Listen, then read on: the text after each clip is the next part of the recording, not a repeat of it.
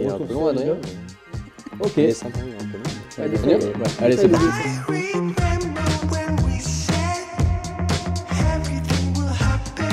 Bienvenue dans ce nouveau numéro de Mood Kids. Aujourd'hui, un numéro spécial magie. On va recevoir Gaël, qui est en plus un magicien local, qui nous vient de Blois. Donc Exactement. nous, on tourne à Tours. Donc on est très heureux d'avoir quelqu'un qui représente la magie En et voisin. qui est en voisin. Voilà.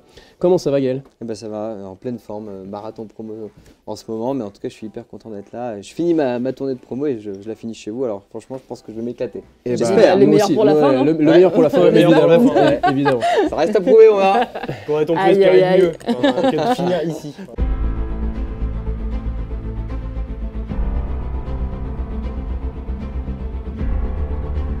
Donc Gaël, la magie depuis très longtemps, tu as démarré à peu près à quel âge? À l'âge de 12 ans, ça va pas me rajeunir, mais en 98, c'est l'âge où j'ai débuté la magie. En fait, j'ai commencé avec justement alors pas des boîtes de magie au sens propre, mais avec des fascicules qui étaient en vente chez les marchands de journaux, Ah oui, ok. qui coûtaient 49 francs à l'époque. Et en fait, il y avait une cassette vidéo, un fascicule, et ça permettait tout simplement de s'initier avec des tours hyper simples. Typiquement, mon premier tour, c'était pas fou, mais c'était drôle. C'était une petite clé que l'on prend dans la main et elle disparaît. Et en fait, la clé est reliée à un élastique et un trombone dans la manche. Et voilà, c'était un peu mes débuts en 98. Et c'était un truc, une formule sur abonnement, non? C'était un truc. En fait, c'était en vente chez les marchands de journaux et c'était hebdo. Donc ouais, ok, vraiment, d'accord, ok. toutes les semaines, t'avais ça. Je vois à peu près le truc. Ok, Ouais, donc, et plus tard, il y a eu des fiches édition Atlas. Et ça, c'était super en fait, avec des niveaux. ouais, Il y avait ok. des étoiles, 1, 2, 3. Et ça, c'est pareil, c'est venu dans un second temps, mais ça m'a permis. Il y avait beaucoup de pubs à la télé. Et à l'époque, ouais, j'ai démarré la magie avec ces deux outils, quoi. Ouais. En plus, t'es de Blois. Et à Blois, on a quoi à Blois? Je sais pas. La maison de la magie. La maison de la magie. Jean-Eugène Robert Houdin. Ah, voilà. Et ça t'a influencé ou pas du tout? Ou Quelque c'était un peu pur parce hasard, que ouais. déjà en 98, justement encore à la même année, Copperfield est venu inaugurer la maison de la Ah, ok, magie avec Jacques d'accord, Lang ok. à l'époque. Ah Ouais, oui, ouais, ok, c'est d'accord. dingue, hein. Et moi j'y ai fait mes premiers pas, Ok. mais pour un peu faire mes armes, c'est-à-dire qu'à l'époque, alors ça remonte enfin c'est un peu plus tard dans le temps. En 2006, j'avais fait les championnats de France de magie à Arcachon. Et donc j'avais obtenu une 3e place, mais avant cela, il a fallu que je me rôde. Et en fait, tous les étés, enfin tout l'été du moins en 2006, je faisais de la magie. Et ce numéro que j'ai présenté au championnat de France, je l'exécutais 3 fois par jour à la maison de la magie, Ok, d'accord. avant le grand spectacle sur scène. Donc D'accord. j'étais sur une petite scène qui s'appelait le Foyer Méliès à l'époque. Il a été rebaptisé depuis et c'est là où vraiment je m'entraînais, mais devant un vrai public, pour rôder de séance en séance jusqu'à me présenter en septembre après l'été au championnat de France. Ok, trop cool. Et du coup, c'est quoi l'élément quand tu étais plus jeune? Effectivement, quel a été le déclenchement, le déclic où tu t'es dit, bah oui, j'ai envie de faire ça, j'ai envie de faire de la magie plus tard? Bah, Ça va être quoi, l'élément encore une déclencheur? fois, alors moi j'étais surtout un vrai gamin hyper timide et réservé. Et ça c'est une vérité, c'était compliqué pour moi. Je ne levais pas le doigt à l'école, j'étais dans ma bulle et j'avais du mal à aller vers les autres. Mhm. Et en fait, la magie m'a permis d'aller alors vers déjà les proches, Ouais, parce que ouais. c'est le premier public, hein, Ouais, les amis, la Pas le plus famille. facile. Pas le non, plus- Pas le plus non, facile. parce C'est toi que le plus critique aussi. ouais, ils vont tout de suite te Mm, dire mm, si c'est mauvais. Oui. Et mes premiers tours étaient quand même bien souvent ratés. Et en fait, à l'époque, bah ouais, le déclic est venu de là parce que ça m'a permis d'aller vers les gens et surtout de voir des gens bluffer, applaudir, sourire. Ouais, Je trouvais ouais. ça assez fou l'interaction qu'on pouvait créer en bluffant n'importe quelle personne, que ce soit un enfant, que ce soit mes parents, que ce soit mes grands-parents. Donc ouais. C'est vrai que c'est ouais, cette sensation. Moi, mm. j'ai découvert 2 tours de magie il n'y a pas longtemps. L'équipe, ils en peuvent plus. Ouais. T'as vu, Et c'est génial. c'est incroyable. Mais oui. Ouais, c'est Mais il le refait à incroyable. chaque fois. Et du coup, tu le C'est- sors Je sais pas toujours. si tout le temps. incroyable le mot, mais c'est vrai que Si, faut le dire. c'est drôle. Son capital confiance. En tout cas, moi, ça me fait très plaisir de berner l'entourage comme ça, parce Mais que ouais. ça marche Mais très c'est bien. en fait, je trouve que c'est toujours bien d'en connaître un ou deux. Ouais, ouais, Et ouais. puis même en famille, tout ça, c'est rigolo, Ouais. ça fait passer Carrément, un tout bon à fait. moment. C'est vrai que ça a le ouais, côté ouais. impressionnant quand même. Ouais, Au repas de ta ouais. tu sors un petit tour de Bah magie, ouais. là, comme... J'avoue, Je l'ai Ouais. fait aussi, le fameux tour de Bien sûr, magie. Bien sûr, on en a Tu appris vois, un dans ça, l'équipe il y a fier. pas Tu Ouais, longtemps. critiques, ouais, mais ouais. finalement. Non, mais c'est vrai. Elle J'étais paraît, mais elle peu assume fière, en pas, elle assume plus. pas, c'est ça la Non, différence. c'est vrai. Non, mais par contre, ton tour est très bien, cela dit. Hein. Franchement. On vous le Non, ça, c'est présentera. son côté Ah. faillot, par contre. Non, c'est vrai. Ouais, Non, c'est vrai Ça, parce que- c'est tu as le besoin de côté quelque chose faillot. pour Alors, il me l'a fait Augmentation. plusieurs fois. Il me l'a fait plusieurs fois et à chaque fois j'étais là, je fais bah oui, moi je sais pas comment il fait, mais bon, c'est. Et moi, ce que je trouve très cool dans la magie comme ça, quand on débute, et là tu vas pouvoir nous en dire plus, c'est, alors je donne mon cas perso, je trouve ça, je découvre le tour, on me le fait, je découvre le truc, je dis ouais c'est trop bien et tout, et puis au fur et à mesure que je le fais, en fait, je tisse une histoire autour, et je trouve que c'est ça qui fait tout le.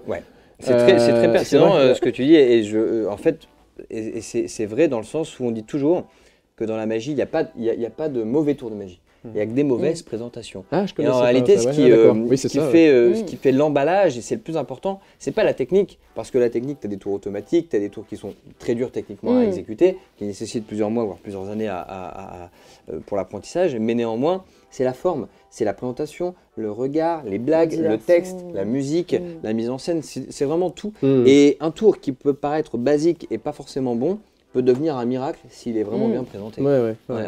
Bon, du coup, tu as rempli la scène musicale il y a quelques semaines, Ouais, c'était la première, c'était trop bien. et alors enfin. ces sensations. C'est compliqué, enfin, c'est juste dingue parce qu'en fait, ce projet que j'ai créé il y a maintenant 5 ans, enfin que j'avais en tête, que j'ai débuté vraiment il y a 5 ans, je l'avais déjà depuis de nombreuses années. Je voulais me préparer à sortir un des plus grands shows de magie au monde depuis les années Copperfield.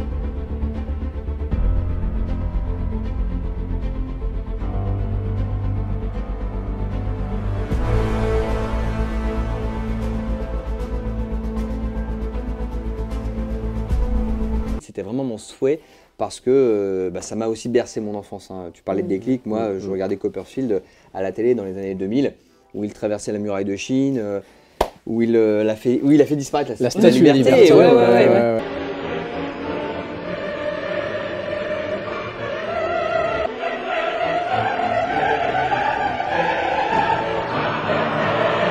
Et lui avait fait disparaître un avion. Bref, et moi, donc du coup, je voulais en faire apparaître un.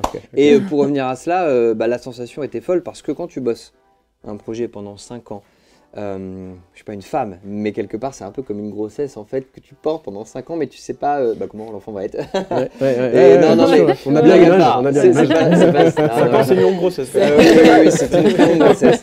Non, mais en fait, j'ai eu des parcours, l'émotion a été incroyable pour moi parce que, en fin de compte, j'ai pas eu j'ai eu beaucoup de hauts et de bas. Ça a été un vrai parcours du combattant, un peu l'ascenseur émotionnel et même les montagnes russes parce que moi je démarre de rien, je démarre de pas grand chose. J'avais pas forcément d'argent, de personnes autour de moi qui pouvaient fondamentalement m'aider. Mais j'ai pendant 3 ans fait un vrai parcours du combattant en allant chercher des partenaires financiers, en essayant de convaincre des institutions qui sont quand même un peu compliquées, comme le ministère des Armées, la Patrouille de France, l'Armée de l'air et de l'espace, Dassault Aviation, des groupes qui sont quand même très fermés et basés sur secret défense. Ouais, bien sûr. Oui. Ouais. Mais c'était ma passion, c'était ce que j'aimais. J'ai toujours voulu être magicien ou pilote d'avion de chasse, c'était mes deux passions. Et donc, quand on porte un projet si long, où on ne sait même pas si ça va marcher au fond, eh bien, le jour où on prend une claque dans la tronche, parce qu'en fait, c'est au-delà de ce qu'on imagine. C'est-à-dire que moi, quand j'ai eu les 3000 personnes debout à la fin de Standing Ovation, avec les larmes aux yeux, parce que c'est un show qui est poignant et blindé d'émotions.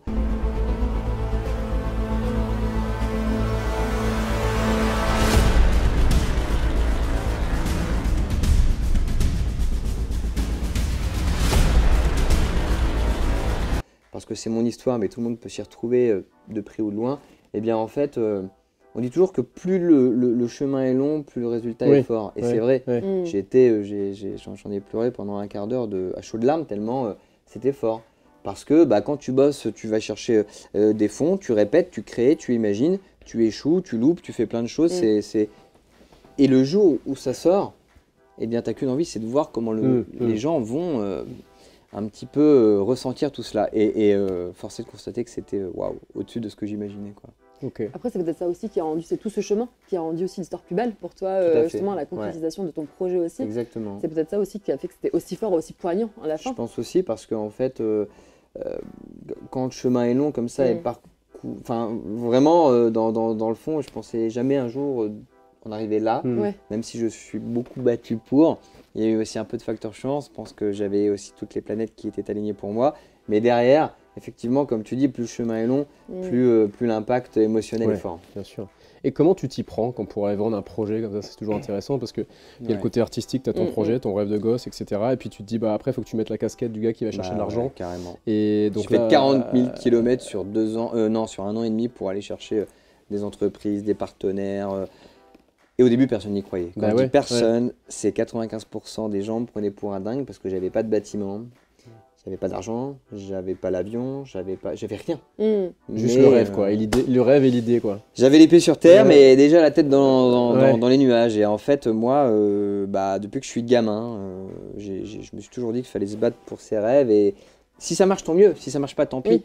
Mais c'est un peu la phrase de Saint-Exupéry, qui était donc aviateur, écrivain, mais aussi peu de gens le savent, il pratiquait la magie. Ah ouais, et bien, qui a dit un jour, vous le savez, faites de ta vie un rêve et de tes rêves une réalité.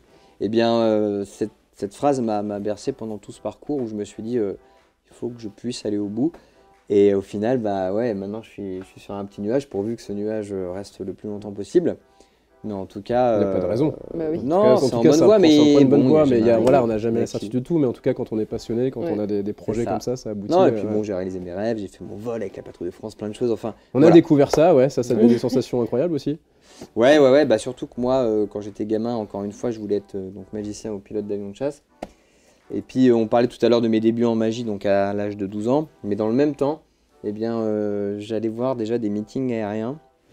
Je trouvais ça dingue et magique de voir des avions voler. Pourtant, ça s'explique, mais pour moi, je trouvais ça fou. Oui, c'est vrai. Ça me paraissait pas rationnel. Et derrière, je me suis dit, je fabriquais des avions en papier, des petites maquettes en plastique. Tu balançais les avions en papier dans la classe? Tu faisais pas ça tout le temps. Non, mais c'est vrai que j'adorais ça. Et finalement, les deux passions communes se sont greffées au même moment. Et puis derrière, je me suis dit, il faut que je lance ce projet qui lie l'aviation et la magie. Et puis ce vol avec la Patrouille de France, je l'ai eu bien après. J'ai eu la chance de faire ce vol avec la Patrouille de France parce que quand tous les feux se sont mis au vert avec l'armée de l'air et que le chef d'état-major de l'armée de l'air française a validé le projet parce qu'il l'a vu, et bien derrière, j'ai eu la chance de pouvoir obtenir un vol et ça, on est très peu de privilégiés et c'était trop cool. Bah oui, donc je me suis pris un peu pour le On voit Tom encore Cruise, un peu les étoiles dans les yeux là. Tom Cruise sans les muscles et sans le talent, mais en tout cas voler avec des pilotes de la Patrouille de France qui sont l'élite de l'armée de l'air française. Les mecs ont tous fait 10-15 ans d'opérations extérieures, ce sont des génies dans leur domaine et franchement... Là, encore un rêve de gosse réalisé, quoi. Check. Ça c'est fait. Il y a un petit côté Top Gun d'ailleurs avec la petite j'ai des vêtements, j'ai plein de choses qui font référence. Et Top Gun 1 ou Top Gun 2 du coup? Les deux j'adore, mais j'ai une vraie préférence pour le 2 parce qu'il est plus dans l'air du temps. Niveau technologie, ils sont allés beaucoup plus loin avec les caméras embarquées et tout. Et puis en plus, il y a eu les vols. Tom Cruise a vraiment volé. En même temps, il vole, il a son avion, hélico, tout. Mais j'ai surkiffé. C'était trop et bien. il y aura le 3 en plus, donc c'est top. Ça, je savais pas. C'est dans la... Ah, ok, une info. Voilà, et peut-être, c'est pas fait, mais je suis en tu seras dans le 3 peut-être. C'est Gaël qui remplace. Non, mais normalement, je rencontre peut-être Tom Cruise au mois de février. C'est temps pour parler, pour le rencontrer dans le cadre d'une réunion avec l'armée de l'air et l'aéroclub de France. Donc c'est encore un rêve, encore un truc à cocher. J'aimerais bien. Trop bien. Ça serait rigolo. Trop bien. J'ai vu jouer sa montre ou des trucs comme ça. Je vais le faire disparaître. Je reste un magicien honnête. Mais d'ailleurs, en parlant d'honnêteté et de magicien honnête, est-ce que toi, Gaël, tu disais que tu étais plutôt timide quand tu étais enfant, mais est-ce que tu avais quand même un côté salmôme? Parce qu'on peut être timide, un peu réservé, mais on peut avoir un côté salmôme aussi. Alors, c'est vrai que c'est une émission qu'on adore poser à nos invités. Un peu plus tard. Pas quand j'étais vraiment gamin, mais lorsque je suis arrivé au collège, fin de collège, c'était un peu la cata, quoi. Et alors après étudiant, on n'en parle pas, c'était vraiment la c'est souvent là où ça part. Après, on peut toujours l'être adulte encore. Je me suis vengé de ma timidité passée. C'est marrant parce que c'est quand même souvent ces témoignages qui ressortent aussi dans l'émission avec les différents invités qu'on a pu avoir. Et c'est ce côté Salmon qui revient, mais un peu plus tard, limite, justement. Vers le Bah collège, ouais, lycée, c'est Ouais. quand tu commences à avoir un peu plus de capital confiance en toi, peut-être. Ça aide. Quand tu commences à avoir 3 poils au menton, Ouais, c'est ça, l'âge ouais. rebelle, tout ça. Ta déclaration à faire, Corentin. T'as des Tu choses peux à en dire, parler, on Corentin. t'écoute si tu veux. Oui, ça m'est arrivé, voilà. J'ai eu 3 poils au menton. Moi, il y a quelque chose qui m'intéresse là, dans tout ce parcours, et c'est surtout le processus créatif. Quand tu crées tes tours de magie, là, je rentre un peu plus dans l'opérationnel. Comment déjà l'idée de départ te vient? Alors, est-ce que c'est des faits, des moments de vie où tu te dis tiens, bah, je pourrais faire ça peut être cool. Et surtout, la notion de risque, comment tu l'intègres dans la création de ton tour? Parce qu'il y a des tours qui sont quand même plus ou moins risqués, Oui, bien oui, sûr. selon les créations. Ouais, ouais. Et voilà, comment ce processus créatif se met en place dans ta tête quand tu te dis Après, ça dépend des effets, des numéros, des tableaux que je crée avec mes équipes, mais au-delà de ça, mes sources d'inspiration. Alors, tout à l'heure, on parlait en off de cinéma. Il est vrai que moi, le cinéma est une vraie source d'inspiration pour moi.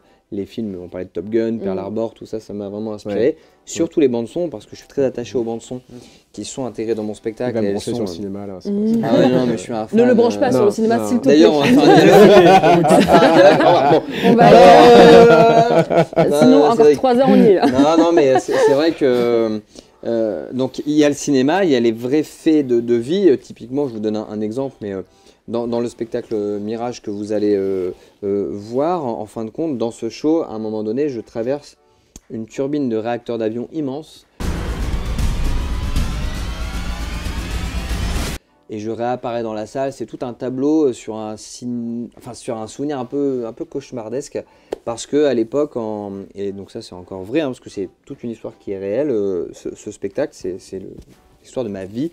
Et en 2011, j'ai eu un accident d'avion. J'allais faire de la magie au Club Med en Turquie.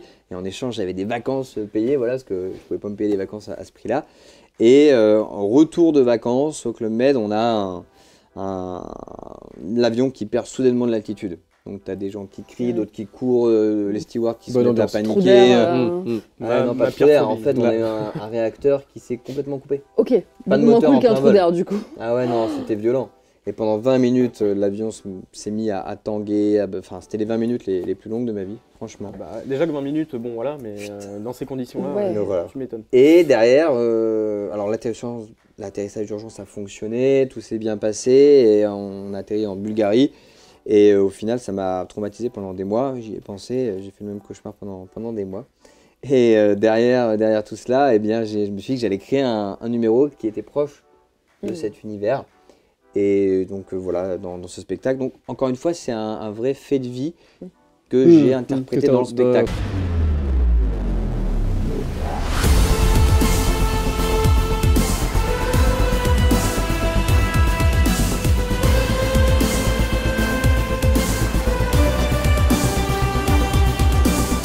J'ai un autre exemple qui est là aussi un fait de vie, mais plutôt mon grand-père était fan de photographie. C'était en quelque sorte un magicien de l'image. Ok.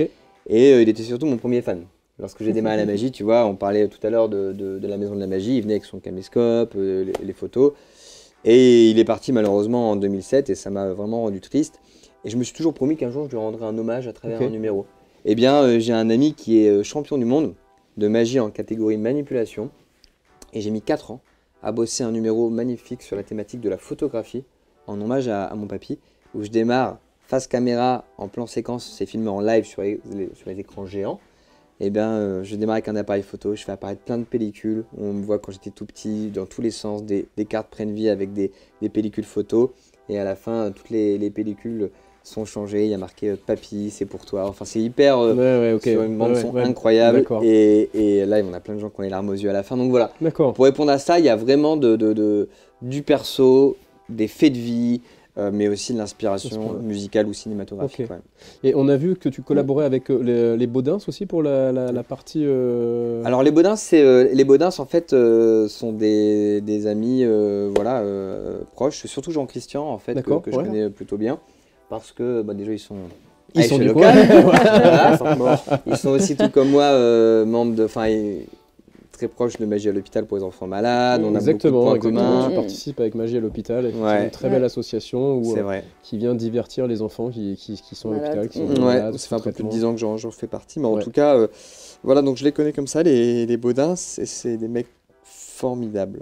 Et derrière, là, d'ailleurs, je peux vous le dire, on a enregistré une émission de télé qui sortira au mois de février, en prime time sur M6, à 20h50. Il nous délivre des infos comme ça, tac, Tom Non, mais- Cruise, voilà, Impeccable. Disons que ton mois de février sera quand même bien chargé. Ah oui, bah, c'est enregistré, donc c'est bon, mais en tout cas, j'ai pas la date de diffusion, mais toujours est-il que je fais un sketch avec les Bodins sur M6. Voilà, donc il y a Boudère, il y a Jarry, il y a pas mal d'invités et c'est pour les 30 ans en fait, donc C'est chouette. voilà, j'en sais pas plus sur les dates de diffusion, mais en tout cas les Bodins, c'est Jean-Christian m'a donné beaucoup de conseils aussi. Eux sont tout comme moi, ils ont démarré de pas grand chose à la base. Et donc, Bah oui, bien sûr. Et donc ils apportent de l'humour dans ton spectacle parce que là on a parlé de tendresse, mais il y en a énormément. Il y a énormément d'humour du coup dans le spectacle. Ouais, alors c'est pas eux qui l'ont apporté parce que Jean-Christian avait un agenda surchargé, donc on n'a pas pu aller au-delà de ce qu'on avait débuté en travail ensemble. Mais moi j'ai un metteur en scène qui nous a rejoint, Julien Luguette, qui est un comédien de TF1. Il a fait beaucoup de spectacles, Le Soldat Rose en mise en scène, pas mal de choses, Amir et tout. Mais la comédie est venue de mon écriture perso, l'idée originale, et j'ai un ami dans le spectacle qui est un de mes techniciens plateau, mais maintenant qui devient un bout en train sur pattes, qui a une grande barbe comme ça énorme, qui ferait flipper n'importe qui, mais en fait tu peux lui faire n'importe quel gag, et c'est un peu mon vecteur du rire dans le spectacle. Il est là et il s'appelle Valou, il fait plein de conneries, il fait rire les enfants, les grands, il va dans la salle, il fait le con, et c'est vraiment, vraiment drôle. Donc il y a de la tendresse, de l'humour, il faut aller voir ton spectacle.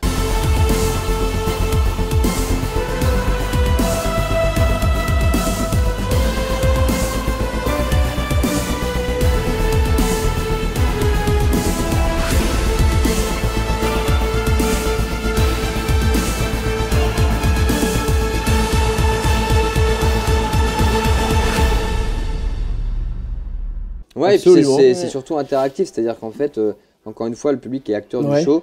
Moi, quand je fais du close-up, tout à l'heure je vous ferai un petit truc, mais vous verrez, quand on fait du close-up sous les yeux des invités, en fait, ce que les gens aiment, c'est vraiment la proximité. Et quand tu es dans une salle de 4000 places dans un zénith, tu peux le perdre.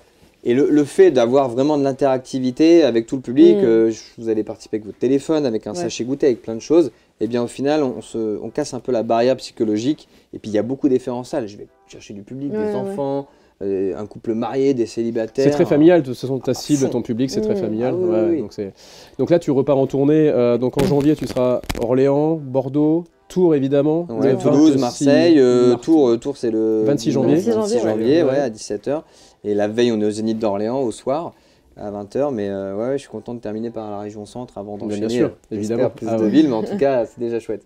Et est-ce que tu as une préparation physique avant tes tournées, avant tes spectacles, avant tes shows? Ouais, physique et mentale en fait. Je me suis vraiment entouré de personnes parce que ce show, quand vous le verrez, il est très dynamique. Sur des sessions, il y a des moments où je réapparais en salle. Au début, on a un kit de magie qu'on voit à mort avec des artifices de partout, des flammes. Ça dure 3 minutes 30, mais on est sur un truc très très cardio à mort où je réapparais d'un endroit à un autre, pouf pouf, sur la musique d'ACDC, Thunderstruck. Enfin, c'est très puissant. Et il faut tenir le rythme, donc je cours, je fais du renforcement musculaire, du cardio, j'ai un préparateur mental qui suit des athlètes olympiques, paralympiques, parce qu'en fait, mentalement aussi, j'ai une charge assez incroyable. En fait, il y a eu des hauts, des bas, c'est beaucoup de pression pour moi, parce que je ne voulais pas décevoir le ministère des Armées, la Patrouille de France, mon producteur, la pression médiatique que je découvre aussi, le public que je ne veux pas décevoir, et puis l'aspect économique que je découvre avec des risques complètement démesurés d'une tournée avec 50 personnes, 6 000 morts, voilà, c'est flippant pour moi. Et donc je me suis fait encadrer par un préparateur physique et mental, et les deux m'ont vraiment aidé à pouvoir tenir un peu le cap, quoi. Mais parce qu'on le rappelle, tu fais quand même apparaître un avion sur scène, pour ceux qui n'auraient pas compris. Il y a un peu de pression quand même. Un petit peu, ouais. Ouais, et puis c'est pas n'importe quel avion, on parle de l'avion de la Patrouille de France, qui est un avion emblématique. Bien sûr, c'est vraiment un outil, une image de la France, quoi. Quand on parle de la Patrouille de France, c'est les Jeux Olympiques, c'est Roland Garros, voilà, c'est tout ça, c'est la Coupe du Monde de rugby, le 14 juillet, donc... Non, tout ça, c'est pour moi important de sublimer cette image, mais d'être vraiment au top, quoi. Et quand on parle justement de show aussi, de magie, on voit, Gaël, avec toi, et quand tu nous parles un peu de ton spectacle, il y a ce côté waouh, ce show un peu à l'américaine. Et est-ce que pour toi, aujourd'hui, il y a une différence entre les shows de magie à la française ou à l'américaine? Enfin, est-ce qu'il y a un écart ou comment on fait? Est-ce qu'en France on s'inspire justement des choix à l'américaine? Enfin, comment ça se passe aujourd'hui dans le monde de la Pas magie? du tout, parce que déjà d'une, c'est pas le même modèle économique, Ouais. et de deux, il y a une vraie nuance entre les choix américains et français. Pourquoi? Parce qu'aux États-Unis, moi j'ai énormément voyagé voilà, en Angleterre, à New York, enfin à Londres, j'allais voir les comédies musicales, tout ce qui se faisait de mieux, et surtout à Las Vegas, qui est le temple du show incroyable. Mais la nuance entre les États-Unis et la France, c'est qu'aux États-Unis, on a une tendance à avoir des shows dans des lieux fixes. Évidemment, à Broadway, c'est dans des théâtres. Ils font des représentations tout le temps. Oui, mais surtout à Las Vegas, où il y a des shows incroyables, le théâtre est fait sur mesure dans le casino pour le show. Quand tu regardes le Cirque du Soleil, quand tu regardes Copperfield à Las Vegas, Chris Angel, des magiciens connus, en fait, c'est vraiment fait sur mesure. Donc, il y a un delta entre les deux. Et en France, on n'a pas déjà les mêmes moyens en termes de production. On n'a pas les mêmes outils. On arrive dans des salles qui sont des zéniths vides. Donc, on a aussi des limites. Voilà. Mais je voulais me rapprocher de ça.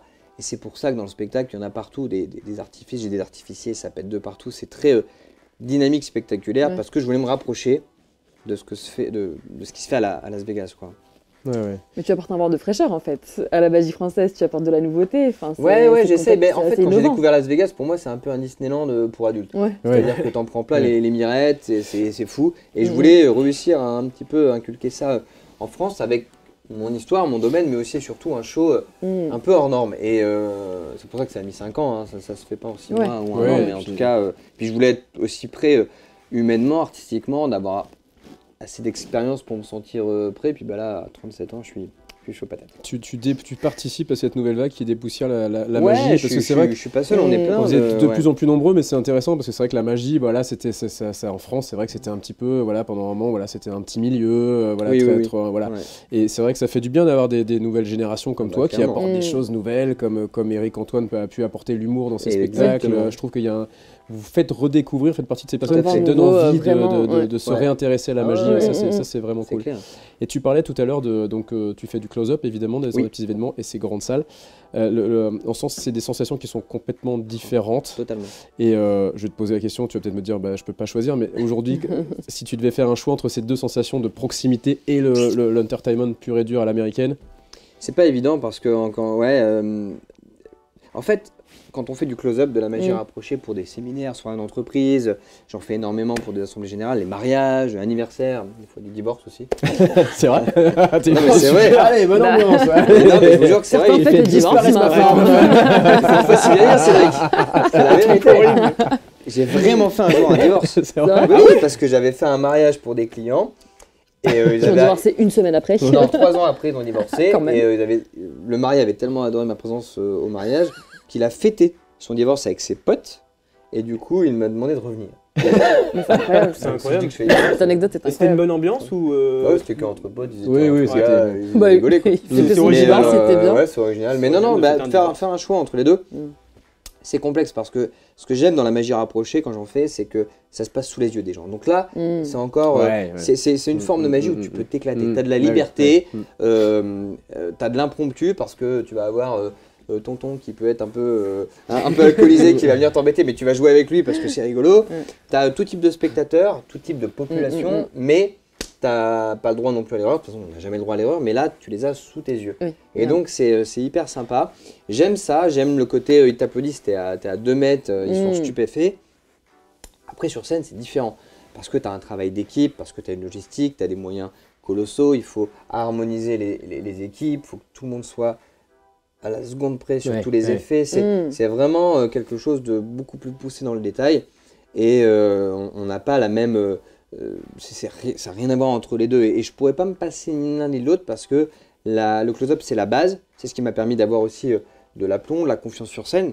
Parce que quand tu fais une soirée d'entreprise où tu as des mecs qui sont complètement allumés ou quoi que ce soit, qui viennent t'embêter là, qui te touchent les poches, qui te machin, bah t'as intérêt à développer une forme de... Sinon tu te fais bouffer.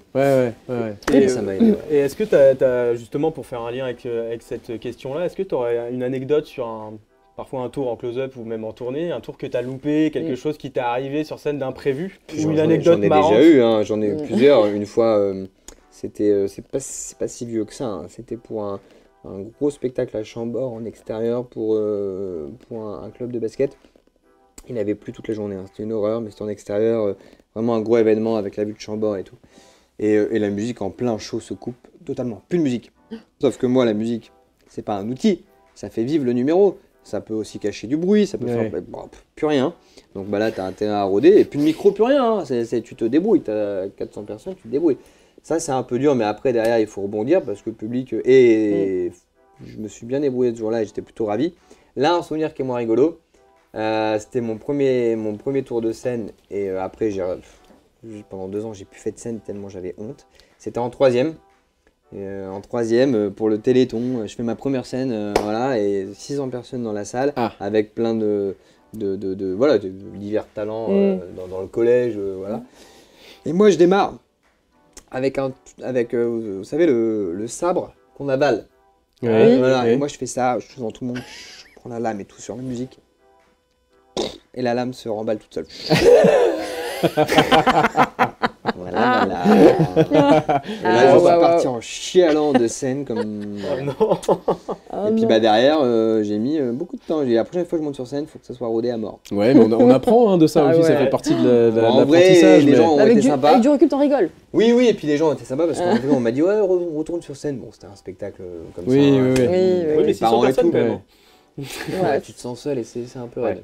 Et c'est vrai que dans la création comme ça, sur des spectacles, des gros shows comme ça, là on pense souvent qu'il y a beaucoup d'improvisation quand on voit des spectacles. Généralement les mecs ils sont super doués, on se dit ah il improvise, etc. Alors que c'est pas du tout improvisé, que ce soit dans des concerts, dans des spectacles, etc. Jamais, tout est écrit, calculé, réfléchi. Et je pense encore plus pour toi parce que là c'est à la seconde près, voire un plus que... Et puis le problème de la magie, c'est que c'est pas comme de la chanson ou un groupe de danse qui, si jamais tu fais une fausse note, tu peux te rattraper. Si tu fais un faux pas, tu vas te rattraper derrière. La magie, tu vois le truc, tout est fichu. Ça perd tout son charme. Donc, tu n'as vraiment pas le droit à l'erreur parce qu'après, c'est gâché vraiment ce qui se passe. Donc, c'est un tout. C'est les lumières, les illusions d'optique, les équipes, le matériel. Tu es toujours en stress parce que tu sais pas si tout se passera à merveille. Et Gaël, on a connu, c'est vrai que quand on parle de magie, comme l'a dit Cédric aussi tout à l'heure, les fameux tours aussi avec les animaux. Il y a quelques années, le classique avec le lapin, les colombes, etc. Est-ce qu'aujourd'hui, avec l'évolution, est-ce que c'est toujours d'actualité d'avoir des tours avec des animaux ou pas du tout? Parce que est-ce qu'il y a des conditions sinon à respecter particulières? Non, plus trop. D'ailleurs, moi, j'avais à l'époque travaillé un numéro d'oiseau, mais ça remonte, parce que j'avais fait les championnats d'Europe de magie en 2011, en Angleterre, où j'avais représenté la France avec un numéro d'oiseau. Je faisais apparaître des colombes de partout, sur quelque chose de très épuré. C'était un numéro de 5 minutes 30, vraiment, vraiment chouette. Et je faisais apparaître des perruches, plein de choses. Mais c'était tellement contraignant parce qu'il y a aussi la partie vétérinaire pour emmener à d'autres pays, logistique, les oiseaux. Moi j'avais une petite Clio jaune de la Poste quand j'ai démarré. Elles étaient toutes derrière dans des cages et tout pour les emmener. Il fallait changer tout le temps les cages, donner à boire, à manger. Tu imagines bien le contrôle s'il se fait arrêter sur la route. Eh ben, je crois pas si bien dire. Non, ça m'est arrivé. Je n'avais pas l'anecdote. Par la douane volante. Mais un sketch. Et je peux vous raconter en 2 secondes, mais en fait, je me suis fait arrêter. Première année professionnelle, 2010, j'avais ce numéro d'oiseau. Je l'ai très vite arrêté après, parce que ça commençait déjà, les oiseaux et tout, on parlait déjà du cirque et tout. Donc après, j'ai arrêté, puis c'était trop de contraintes. J'avais trop de stress avec les oiseaux, j'aimais pas. Pourtant, moi, ils apparaissaient en liberté. Ils n'étaient pas du tout en cage. Je les faisais apparaître, vraiment, c'était très beau. Donc elles volaient, elles revenaient sur leur décor, c'était vraiment super. Et je me fais arrêter un jour en revenant d'un cabaret au Royal Avenue à Montluçon, ça s'appelait je crois, ça s'appelait, voilà. Et je me fais arrêter, je prends une petite pause sur une aire de repos. Et là, je vois la douane qui vient me voir, la douane volante, et il pose toujours une question, c'est d'où venez-vous et où allez-vous souvent? La douane volante, c'était d'actualité. Ah, bien joué. Petit lien avec